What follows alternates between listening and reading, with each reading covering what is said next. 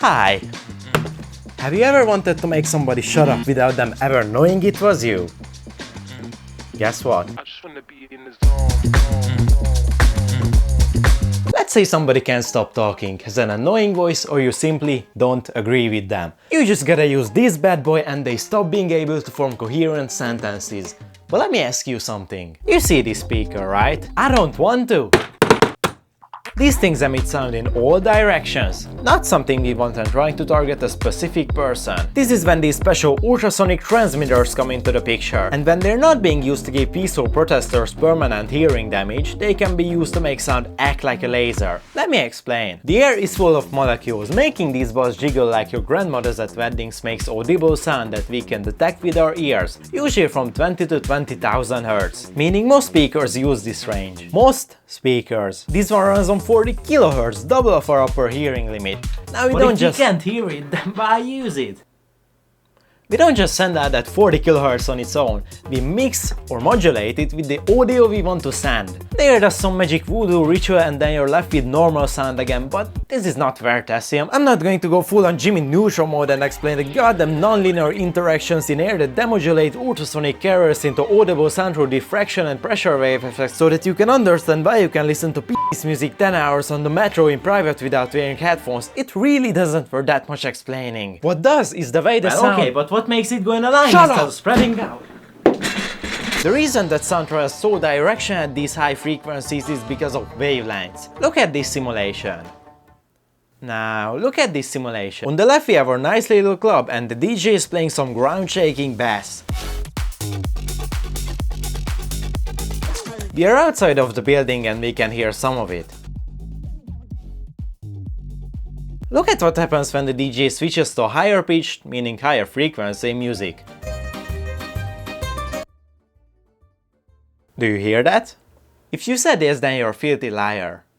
Or a rat. Lower frequencies have larger wavelengths, meaning they go around objects and spread easier. That's why you can hear deeper sounds like bass outside of clubs, but not hear the details like higher pitched singing. That's why 100 MHz radios only need a few towers nearby and can easily work inside of buildings. By 4 GHz Wi-Fi is perpetually on life support and needs a billion extenders to work. Think of ocean waves. Large ones roll over rocks without much loss, but smaller waves get broken up and scattered. If we connect multiple of these transmitters in parallel next to each other, the range and power becomes even greater as the waves amplify each other with constructive interference. And now that everything is clear, let's build this thing. Wait, one thing I forgot to mention is how we're going to make people stop talking. There's this effect called delayed auditory feedback, which states that if you hear your own talking voice with an added delay, it can completely mess up your speech, and you stop being able to form coherent sentences.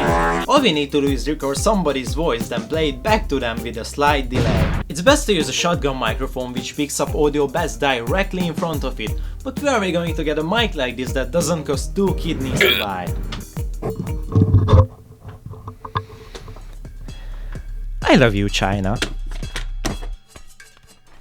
Thank you for choosing series interview in professional microphones, embodied with advanced controllable circuit and high-quality condenser cartridge. The series are characterized to be uni-directional, high sensibility, and with good frequency respondency, and are a best choice for business-like media interview, conference, speech, such, filming and television. Of course something's gotta power it, and that something is going to be this giant real battery. But what's the it? What are we going to power? Are you not pissing your pants from excitement already? First we got this tiny package.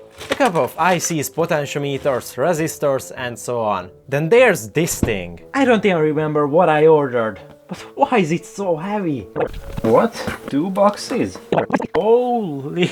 You know, I might have bought a little more than I needed again. I swear it's not a fetish thing. And to hold it all together, I got this. You guessed it, PCB. Way sponsorship who made yet another of my stupid projects possible. That is the face of somebody seeing his cloudy idea get made into a real-life object for the first time. If you also have an idea PCB where you can also 3D print, laser cut and maybe even do your house chores besides making circuit boards at a very affordable price. Anyway, we got this part and then this second part. Time for assembly, I guess. Step 1. Turn a screw on this voltage booster until you get 24 volts from 18 volts. Step 2. Solder the components onto the PCBs.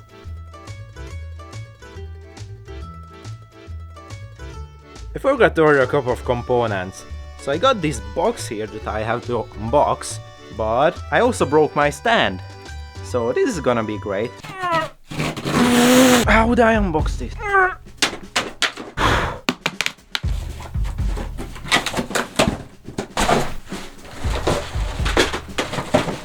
All this packaging for these two chips. Step 3. Spend 2 weeks trying to figure out why nothing works.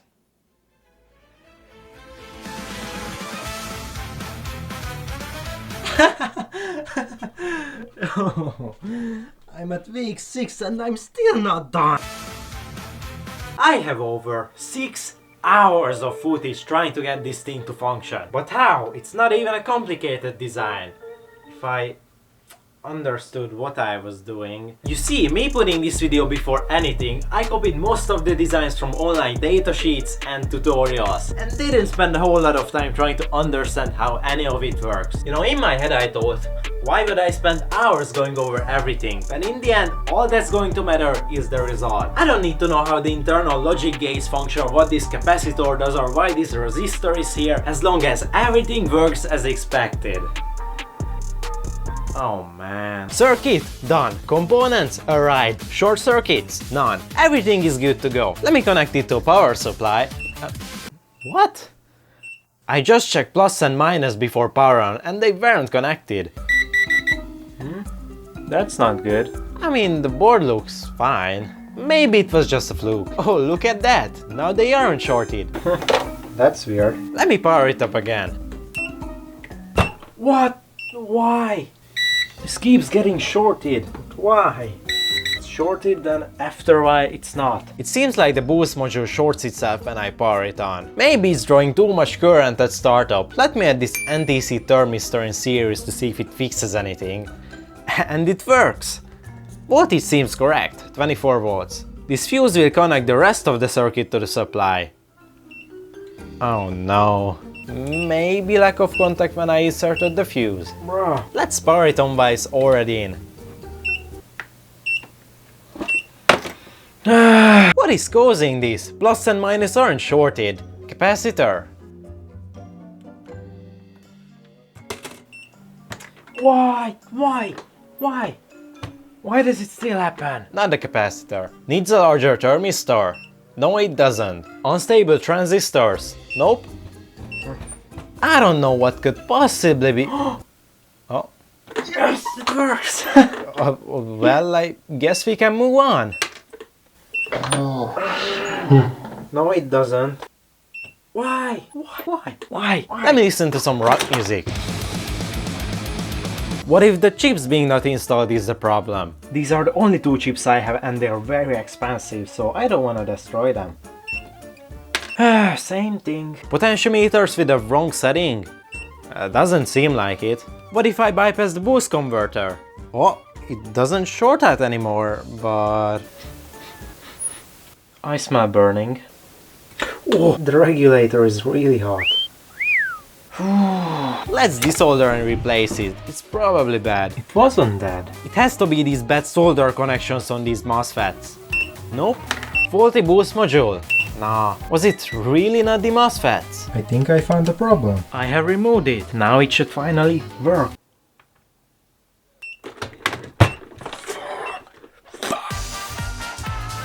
No, I have to be strategic. I have to isolate the problem.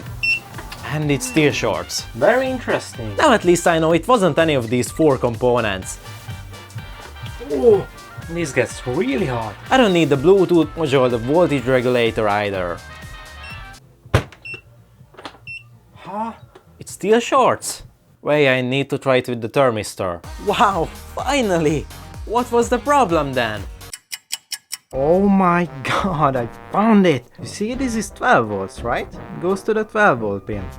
But then I put the 5 volt regulator's name here. So I basically had the 2 sides flipped this whole time. But hey, look at that! Now it turns out without issues. Let's connect audio and test it. Oh, Oops. oh my gosh. I need to use one of these potentiometers to set 40 kHz oscillation on the output, but I would need an oscilloscope for that, which I don't. I'm a bit lost. But my school does. 40 kHz set, everything works. Let's take it back home and... Why doesn't it work again? What again? I can't believe this situation has come to this, but I have to bring out the heavy machinery. But Blidika, you said you don't have an oscilloscope. That's right, I don't. My teacher felt sorry for being broke and not having proper equipment, so he gave me his one for a week. It looks like a standard one, it's probably not a big deal. Why would he give me this? If I accidentally break this scope, my life is over. I have to change my name and move to Austria. Thanks. I have a suspicion that the problem is with one of the output channels. So what if I remove the 2 driver chips? Voila, it works again. Ooh, that's really hard. Let's just try with 1 chip. Oh, this is good. Let's try this other side. Ooh, okay, this is heating up. You know, maybe this 1 chip is dead and it's dragging the whole system down. I don't think the IC is the problem, it's probably one of these 2 MOSFETs. Let's put this back on the other side. And it works, see?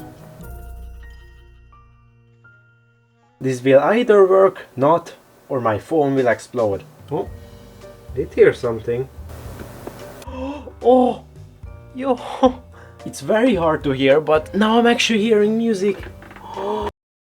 The camera stopped recording just when I was about to get so excited that this finally works. Now I'm going to try with an amplifier. To amplify the signal, I found this schematic online because apparently it is so very good and circuit working. So I should have no problems. Circuit working, circuit not working, you stupid ba- Oh, I connected it wrong. Oh my... what is this firing? I connected nearly everything wrong. And it still doesn't work. Oh wait. Yes! It works! Finally! Yes! Now I just need to make a small PCB for this. Oh, it's very quiet. Wait, it's showing 33 kHz, not 40. Let's try setting 40 now. Oh, it's way louder now.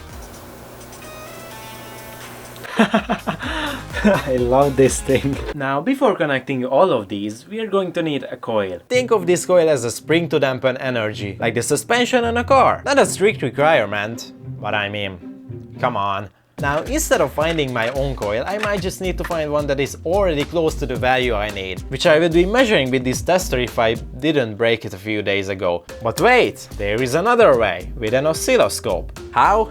I don't know, man. I watched the tutorial, built this circuit, and it went as well as you'd expect. I've been trying to measure the inductance for the past 6 hours.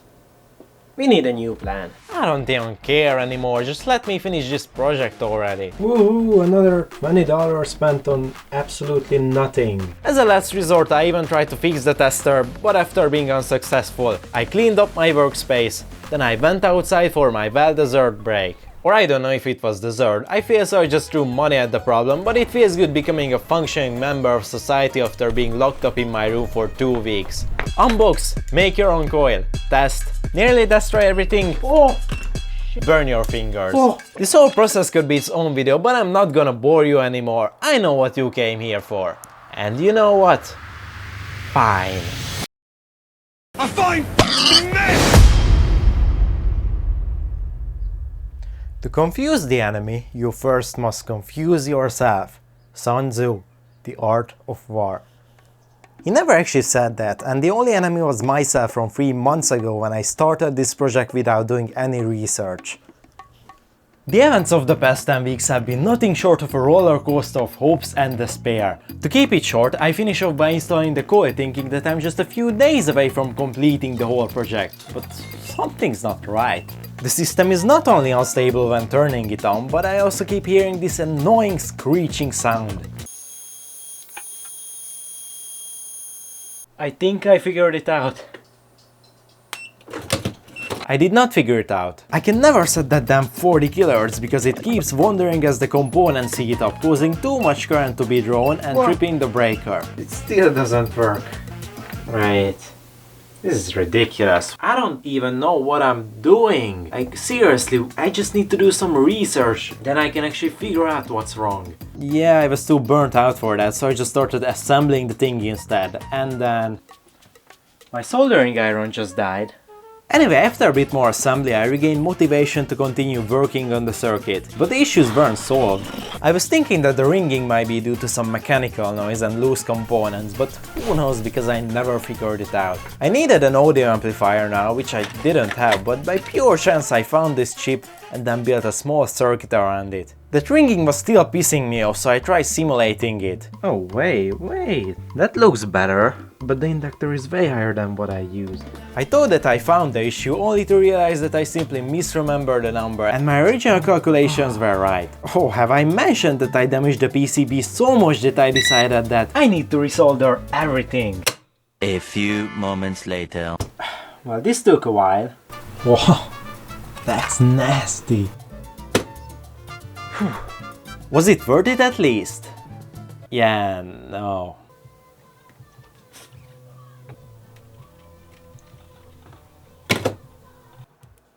What the f is that? How about we resolder everything again?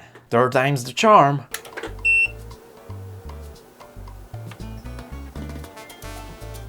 Oh, that's good. Now I just gotta get rid of this. What if all that fast switching is interfering with the rest of the circuit? Let's separate it because maybe that's what's causing the ringing.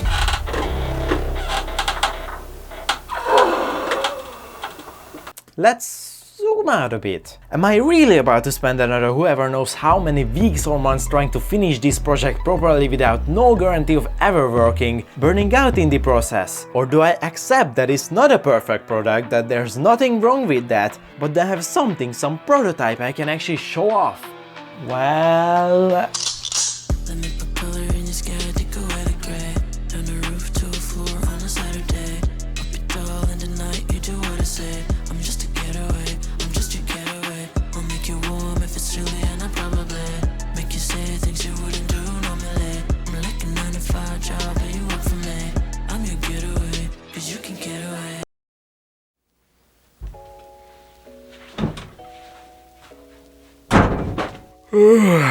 What a long day, but finally got some peace and quiet. Dude, you're not gonna believe this.